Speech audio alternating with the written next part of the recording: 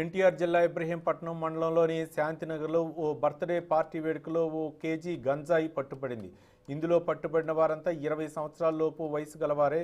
మైలవరంలో గత రాత్రి స్థానిక దర్గా వద్ద ఇద్దరు యువకులు గంజాయి సేవిస్తున్నారని సమాచారం రావడంతో పోలీసులు అక్కడికి చేరుకుని వారిని అదుపులోకి తీసుకున్నారు. వారి వద్ద నుంచి గంజాయి ప్యాకెట్లు స్వాధీనం చేసుకున్నారు. వారికి గంజాయి ఎక్కడి నుంచి వచ్చిందని పోలీసులు ఆరా తీస్తున్నారు. గంజాయి విక్రయించిన వారి సమాచారం సేకరిస్తున్నామని, వారిపై రౌడీ షీట్లు నమోదు చేస్తామని పోలీసులు హెచ్చరించారు.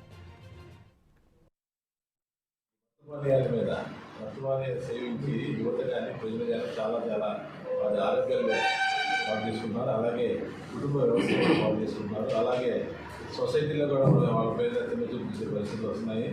దాని మీద ఆ మత్తులో చాలా నేరాలు కూడా చేస్తున్నారు. ఒక 2 గ్రూప్స్ ఏర్పడి మరి నానా ప్రాబ్లం ఇచ్చే పరిస్థితులు ఉన్నాయి. అలాగే డ్యూటీలో ఉన్నటువంటి ఉద్యోగస్తులు కూడా కొట్టే పరిస్థితి వ్యవస్థలోకి వచ్చింది.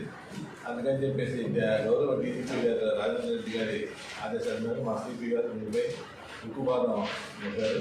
దాన్ని పురస్కరించుకొని నిన్న నేను మా సబ్ ఇన్స్పెక్టర్ గారు Mylavaram sub inspector L Ramesh గారు, అలాగే స్థానిక ఎస్ఐ రామారావు మేము ముగ్గురు కూడా ఈ మైలవరం ప్రాంతంలో రిజిస్టర్ చేస్తడం జరిగింది. ఆ ఓపెన్ డ్రింకింగ్ గంగా మీద ఆ క్రమంలో ఉన్న తిరువురు రోడ్లో నాగిరెడ్డి గారి లేఅవుట్ అవుట్స్కట్స్లో ఒక 2 గంజాయి స్మోకర్స్ అరెస్ట్ చేస్తడం జరిగింది. గంజాయి సేల్ చేస్తున్నారు. వాళ్ళ దగ్గర సుమారు 100 గ్రాముల గంజాయి అరెస్ట్ చేస్తడం జరిగింది. ఈ ఇద్దరు కూడా మన మైలవరం సంబంధించిన వ్యక్తులే.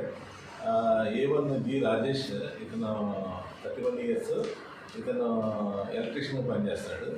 తర్వాత A2 సందీప్ 32 ఇయర్స్, ఇతను వంట కుకింగ్ చేస్తూ ఉంటాడు. వీళ్ళిద్దరు కూడా 5 days బ్యాక్ హైదరాబాద్ వెళ్ళారు.